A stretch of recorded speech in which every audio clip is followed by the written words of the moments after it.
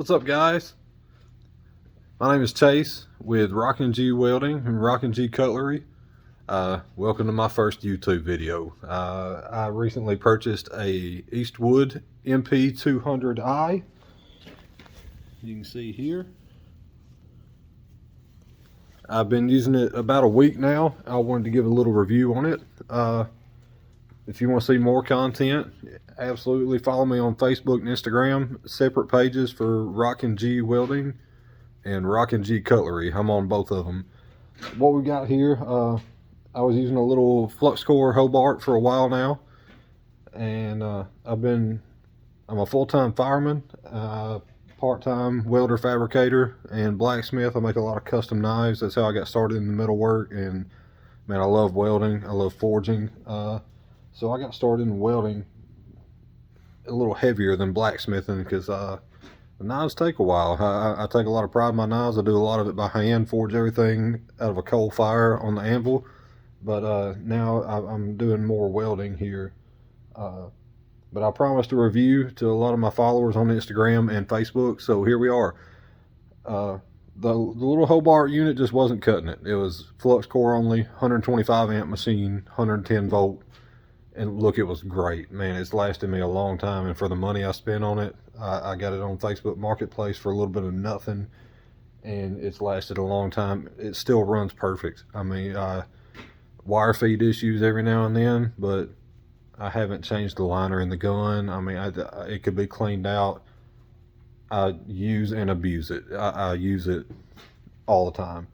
But the more and more I pick up fabrication jobs, I decided it was time for me to upgrade welders. So I sold my engine drive unit that had me mobile for larger jobs, stick welder unit. I had a big Onan Portaweld 200, but I'm doing more in-house prefab jobs and install than I am in the field mobile welding jobs. So I decided to sell the mobile unit, the trailer and everything, and I picked up this mp200 from Eastwood. We'll go over it a little bit here.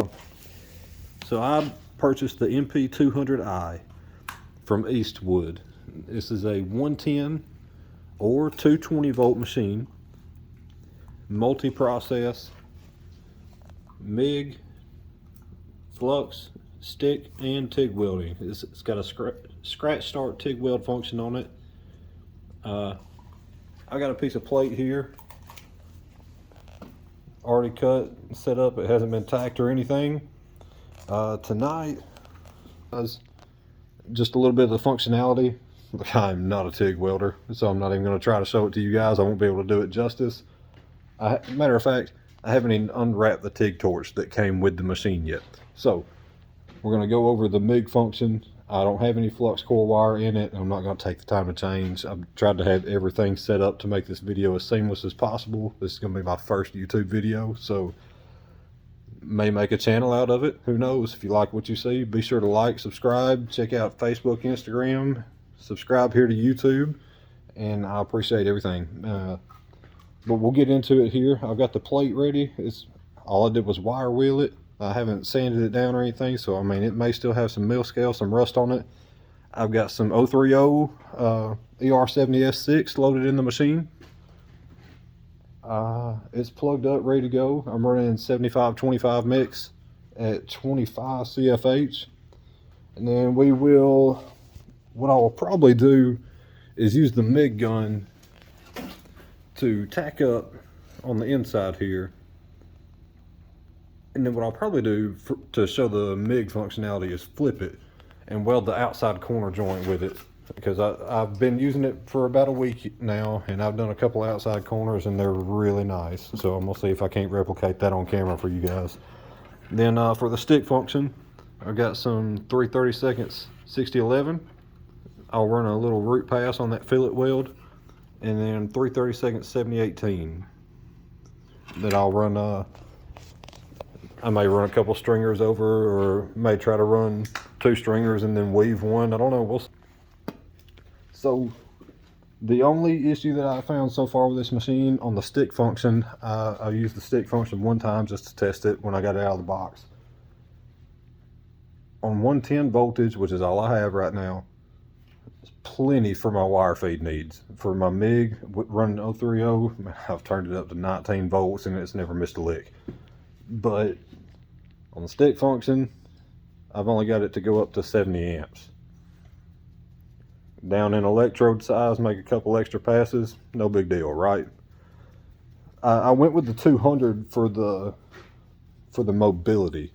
I had the option for a little bit more money. Let's see, this mp200 I paid shipped to my door $800. It was on sale for, I believe, $749.99, something like that. And shipping, handling, taxes, everything shipped to my door, I think it was like $815. And it's the best money I've ever spent. I mean, I've used Millers, I've used a Multimatic, I've used the big Lincoln, whatever you can think of, I've welded with it at least once. I love my little Hobart machine. I've welded off a Hobart Champion welder generator.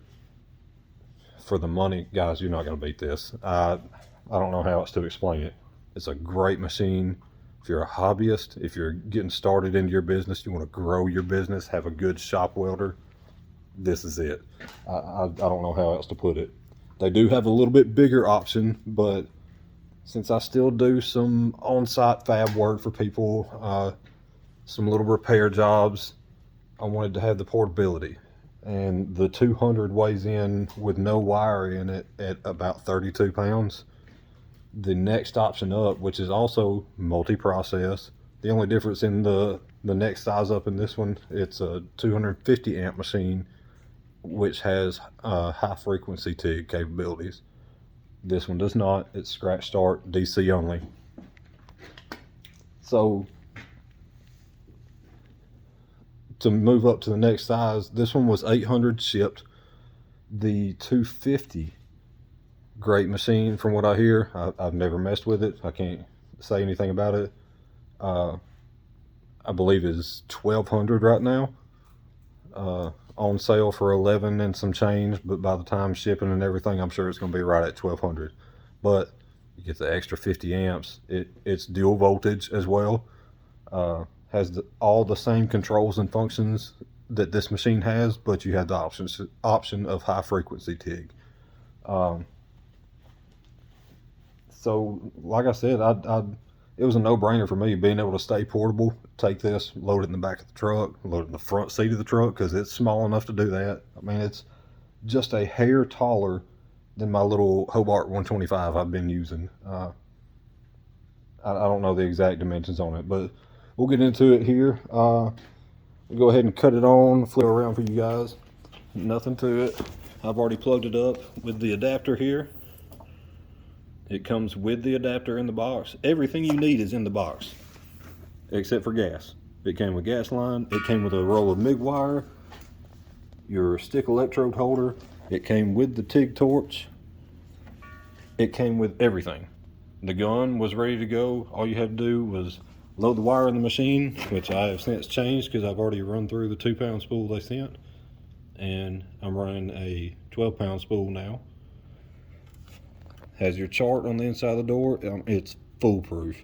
It tells you everything from your wire size, what material. You also, I forgot to mention, you have the option to purchase separately the spool gun for this to weld aluminum. I apologize for out of focus shots, and bear with me here. I'm filming everything on the cell phone. Like I said, first YouTube video. Here we go. So I did a little repair earlier, so I'm cranked up pretty good.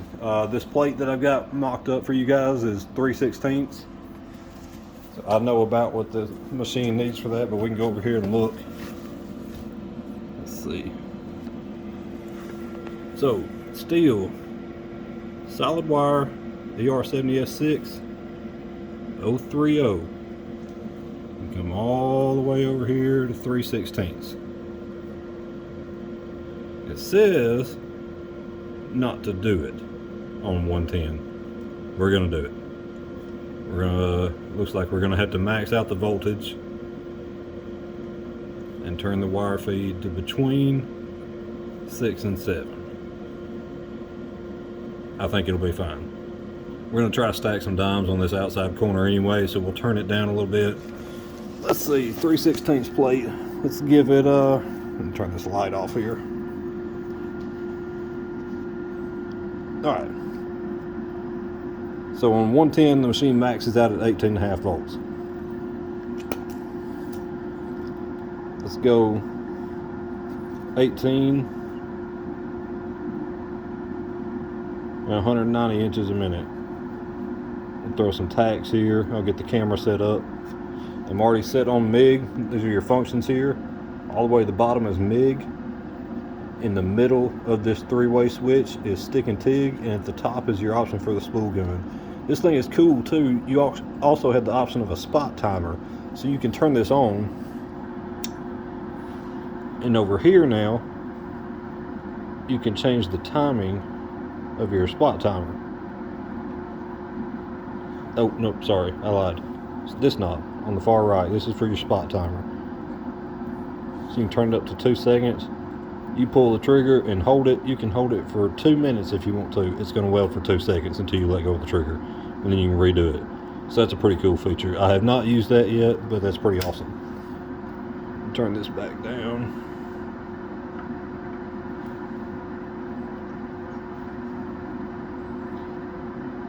Alright. Like I said, I tried to set this up to be as seamless as possible.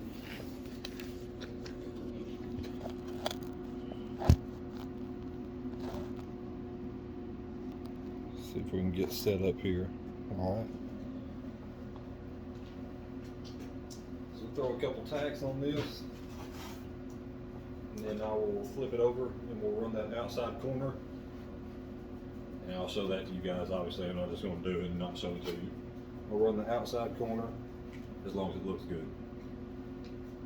And then we'll go back inside to that fillet weld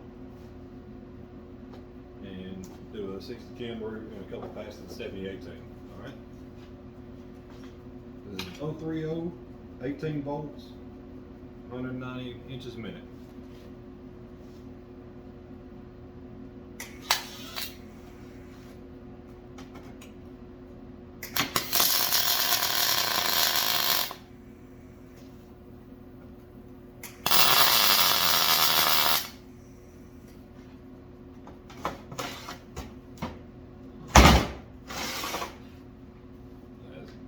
Pretty bad fit up on this outside corner, but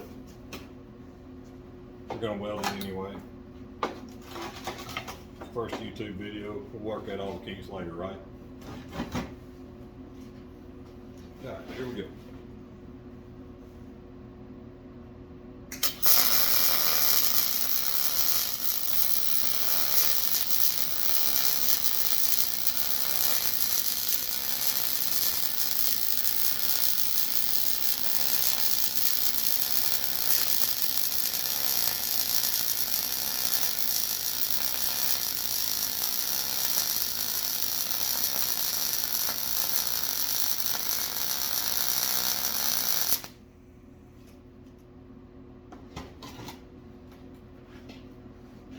Not even gonna wire brush it or anything.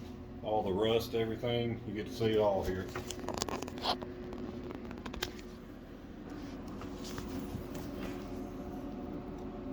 There it is.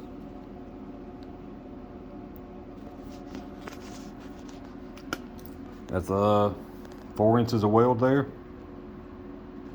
I mean, for running on 110 volts, bad fit up, rusty material. I did not wire brush the back side of this material. Obviously, this is just some scrap out of the back of the truck.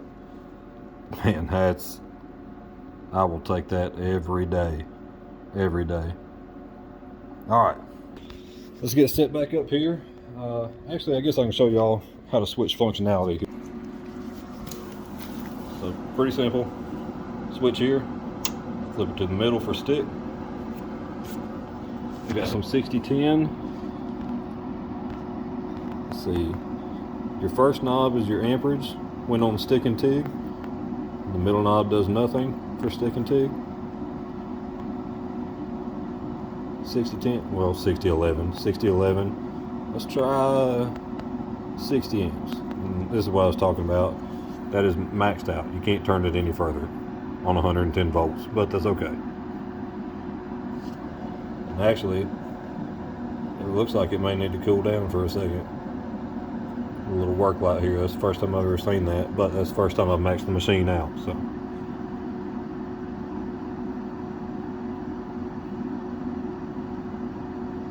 Okay. And then it's pretty simple down here.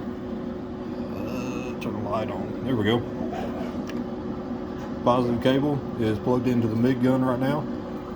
Negative cable for your ground lead. Little half twist. Got the little dimple connector. We got the electrode holder here. And this is this is not my favorite part of the machine. I've got a Tweeko electrode holder that I plan on wiring up to this unit. I just haven't done it yet. But I mean, it's not terrible. I'm fairly stiff. Not very comfortable, but it's okay. I'm gonna put my Tweeko on it and we'll keep rolling. But for now, I'll show it to you guys with this one. This is the one that came with it. Like I said, this machine came with everything. Everything. And that's what I found in the option. Just for what I sold my mobile unit for, I had the money that I could have purchased a Miller 211 or the Lincoln MP, whatever the case may be. But for the price difference, guys, man, $800 shipped for this, and it came with everything. Out of the box, ready to weld, with wire, tungsten for the TIG torch. I don't know how to TIG yet. We're working on that. Everything but gas. It was ready. They even sent some 6013 electrodes, which I'm not a fan of, but I haven't used them very much. So I might be a fan of them later. We'll see. But $800 shipped, everything, ready to weld, versus, say I looked at the Miller 211. Well, it came with the MIG gun, and that was it. You want the TIG torch, you gotta buy a TIG torch separate. You gotta buy a spool gun separate. You gotta buy a spool gun separate for the Eastwood too. But I mean, it just, the cost of the Miller machine with the MIG gun, it may have had an electrode holder. I'm not sure. I know it didn't have the TIG torch. It was $1,500. I mean, that's a no-brainer, guys. If you're a part-time or want to learn on a really good machine, this is the way to go. It's a no-brainer.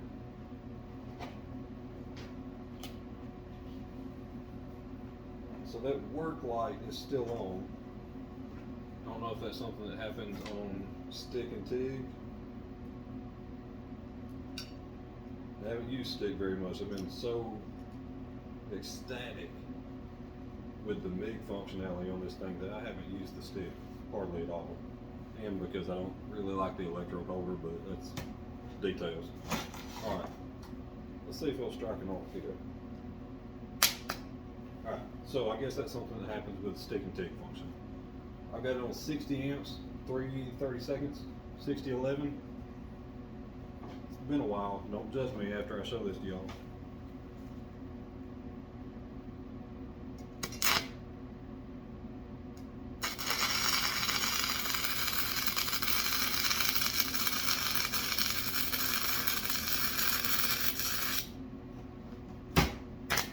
Oh, you stick a 6011.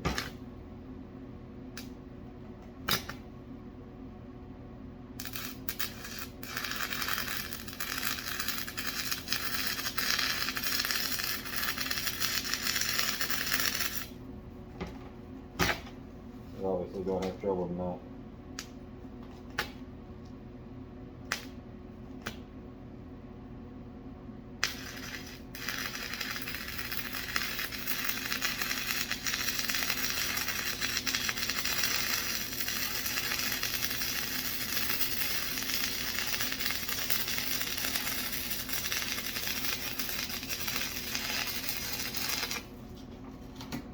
And normally when I run 6010, 6011, it's 8 amps. That's ugly, but oh well. I have a chipping hammer or anything. I thought I was prepared for this video.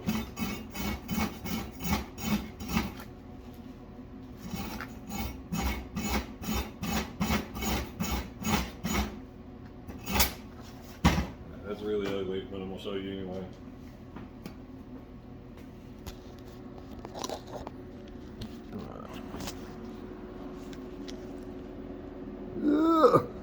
Don't judge me. It's been a hot minute. Alright. All the sticking you saw, that was me. I was trying to hold it too close. I was using my big engine drive, which I hadn't used in a couple months, even before I sold it. This is ugly, but it burned great.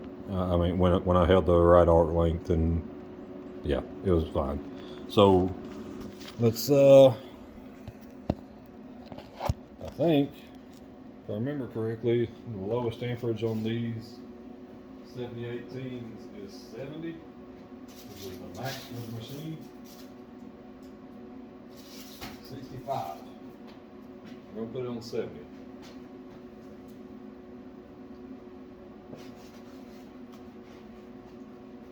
And you saw I didn't have my chipping hammer or anything. I'm trying to brush this off with a cup, because I really don't know where my real wire brush or where my chipping hammer is right now, because I haven't sticked in so long.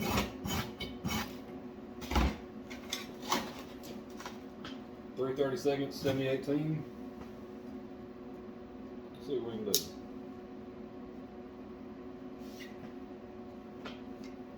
Bet we stick it.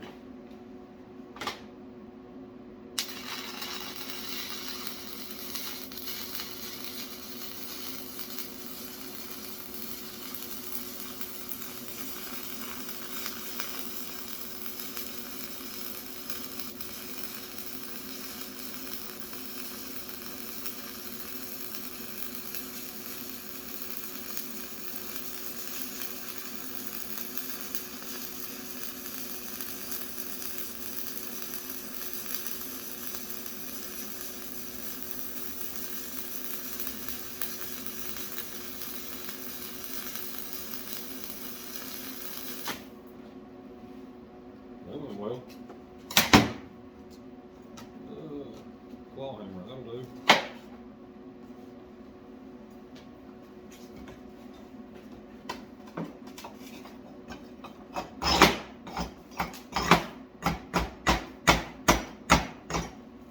Not a bad weld.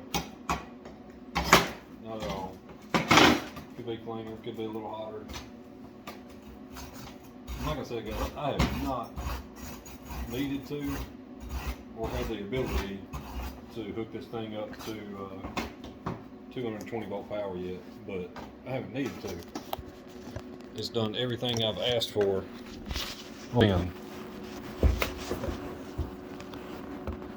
It's ugly, I know. I'm asking for no judgment. It's a little cold, it looks like. Maybe a little lack of tie-in on the bottom toe. That could be me. I could have been going a little fast. We'll run another one there on the top. Maybe give it a little circular motion, a little pop. Just a ever so slight weave. Matter of fact, I'm going to grab a new rod to do that.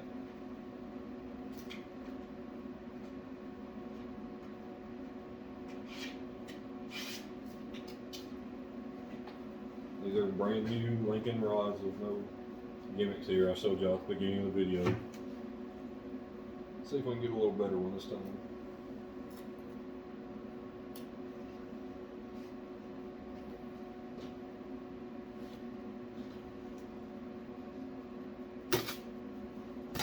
There's a stick.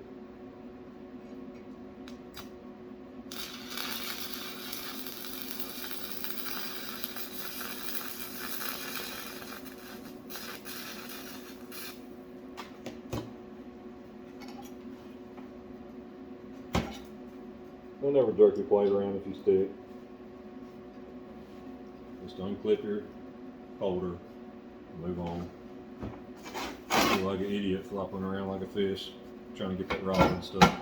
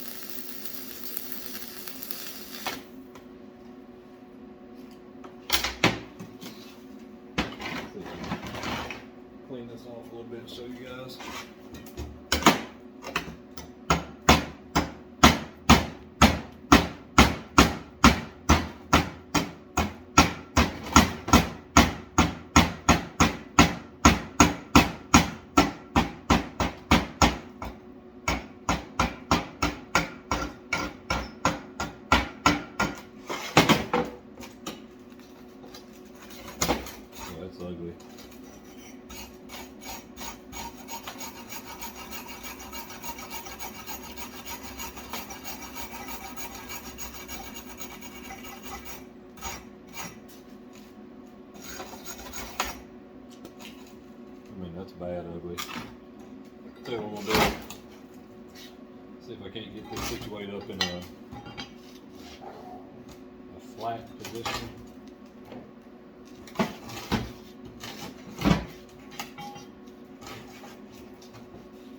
I feel like I'm not doing the machine justice here.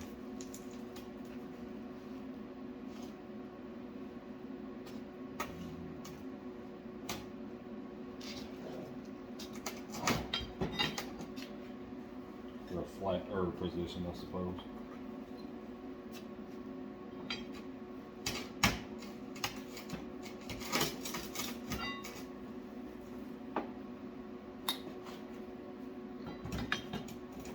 This is the kind of stuff that happens when you're trying to film a YouTube video, right? Especially if you're a first timer. Alright, that'll do. Just take that same rod. Knock the junk off of it. This is the first time I've ever really used the stick on it. I tried one of the 6013 rods that came with. I don't know 6013, I don't use it. Let's give us another shot here.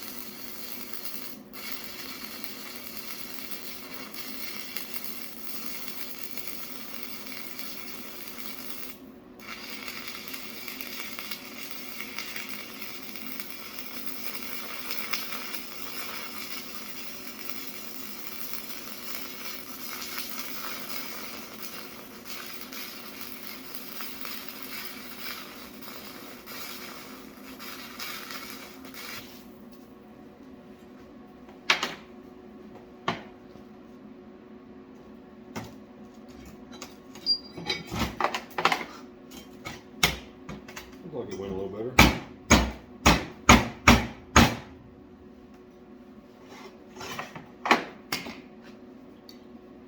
Try not to make a bunch of racket here.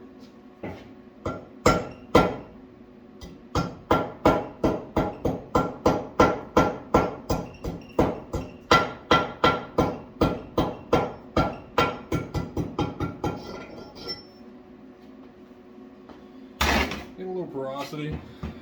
That's me running over the terrible second stringer that I'm.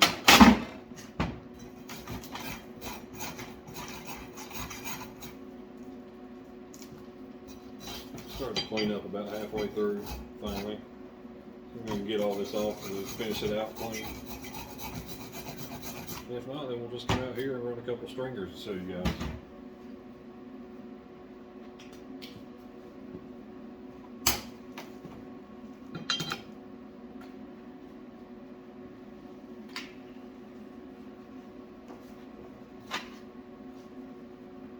It's been a while since I've run 3/32 also. Normally 1/8 inch or more.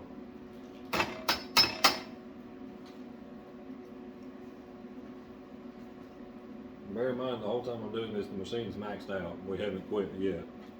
I'm not sure on the duty cycle of it.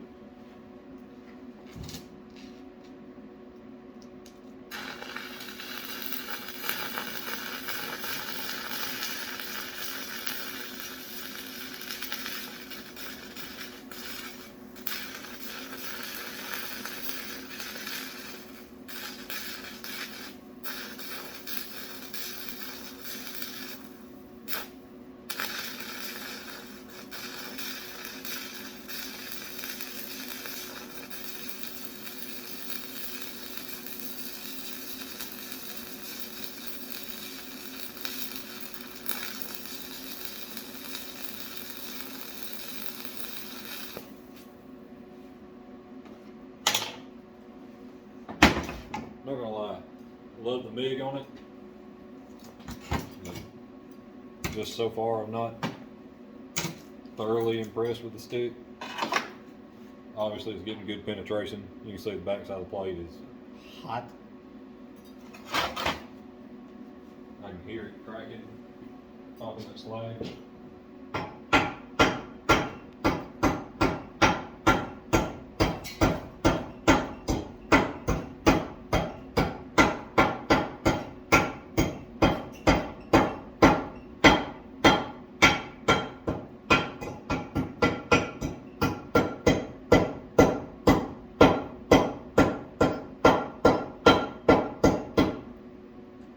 Trying to chip that out with a claw hammer is rough. Yeah, I think I still see some bug holes, some porosity, but I mean, does it work? Yeah.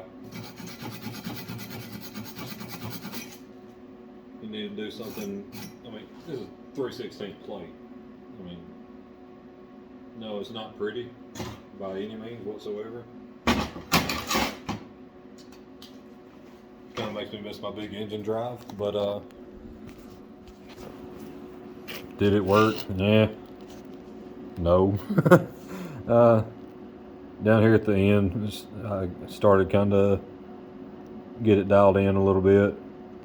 It was almost like it was trying to snuff out. And again, like I said, this is 3/16 plate. I'm trying to weld 3/16 on 70 amps. That's not how you do it. It needs to be cranked up a good bit. But without 220 power, that's what you get. Now, if I'd tried to weld something like this angle here, or maybe some of that sheet metal, it'd probably been fine. But the MIG, fantastic. Just like I told you guys, I cannot be more pleased with the MIG function on it. I really don't know what had happened here. I think it's probably me. I haven't had anything that's looked like that so far.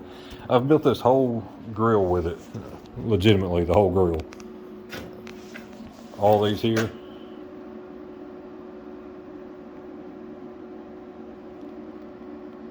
All done with that machine. This rack, I mean, these are just little stringers. They're all done with that machine.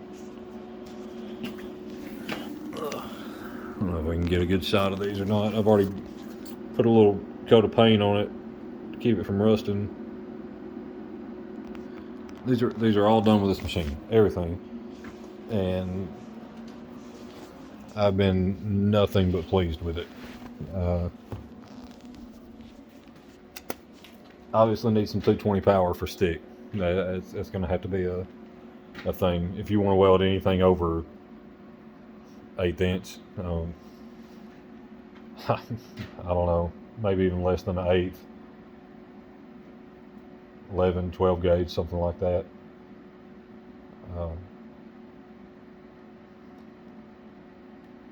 No, just for kicks and giggles, I think I've got a piece of 14 gauge out here.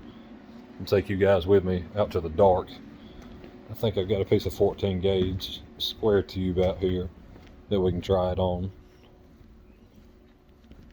Because I hate to not do the machine justice. I hope you guys understand that the amperage I was giving it is not what it needs for that plate. I was just trying to run some beads to show functionality, which it does work. I mean, it struck an arc, it kept it, unless I tried to get too close.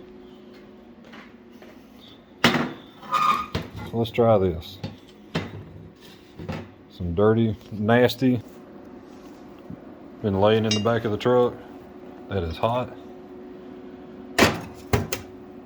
It's 14 gauge, 1.5 inch square. Let's try to run one with that. Let's see what it does here. Back up in my homemade phone holder.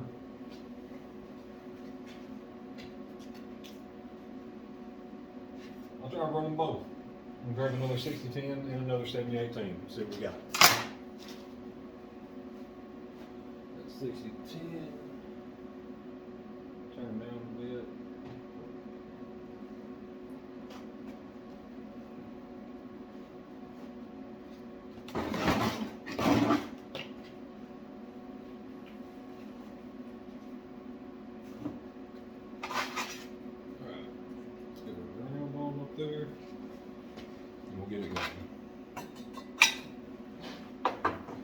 Hang on tight. Here we go.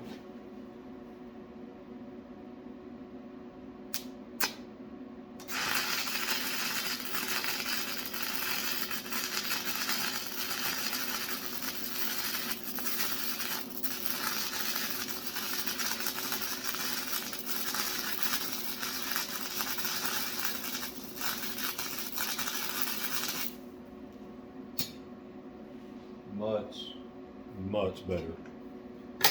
Alright, so I'm gonna backtrack what I said earlier when I said I wasn't impressed. That was clean. Matter of fact, I think I may have been a little too hot for it.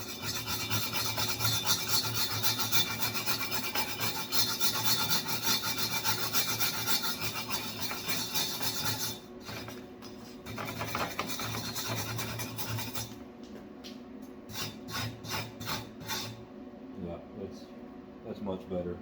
I believe that was even a little too hot. So I'm gonna leave it where it is. I got it on 58 amps. Got some heat in that steel now. Let's put 7018 on. Actually, it's supposed to turn it up to 60 amps. Let's see what we get out of the 7018 here.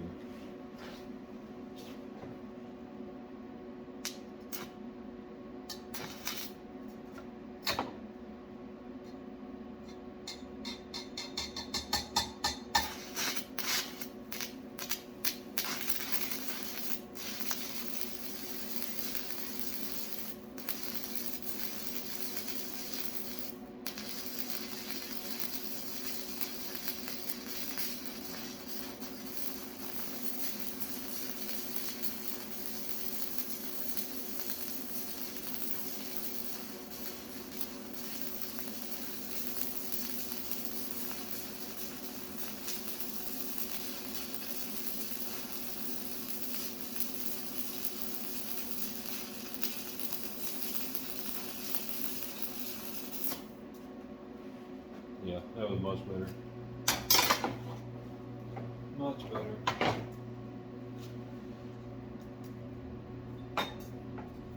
Anyway, that's about as low as you can go on a 332nd 7018.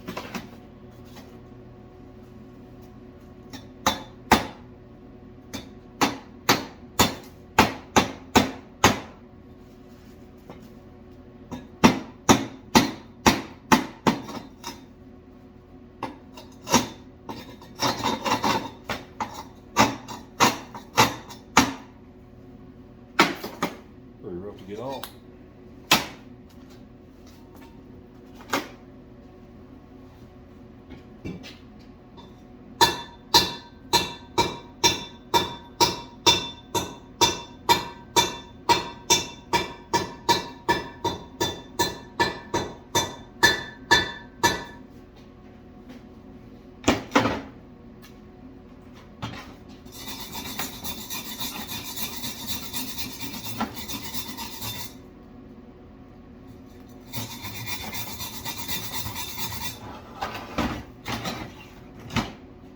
Much better.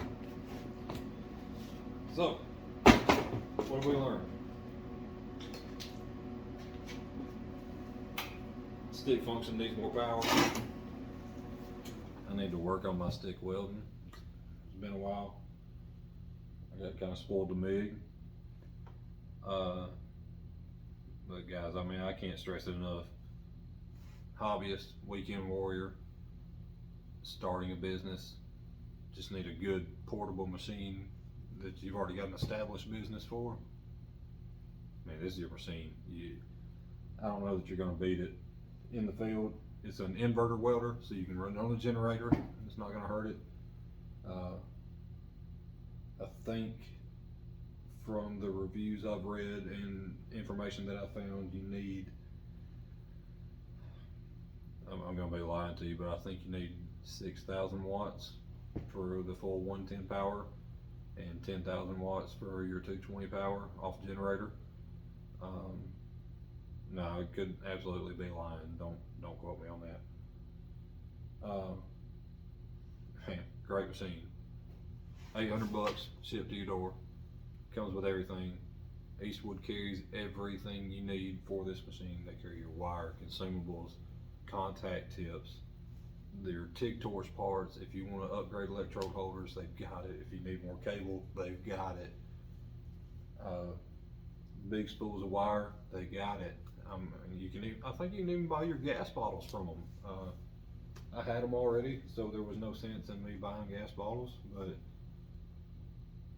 for 800 bucks, the hobbyist weekend warrior type, just need a good welder around the farm. I mean, most farmers have a generator on a truck somewhere. Most farmers have a stick welder generator, but I mean, you're not gonna beat this thing.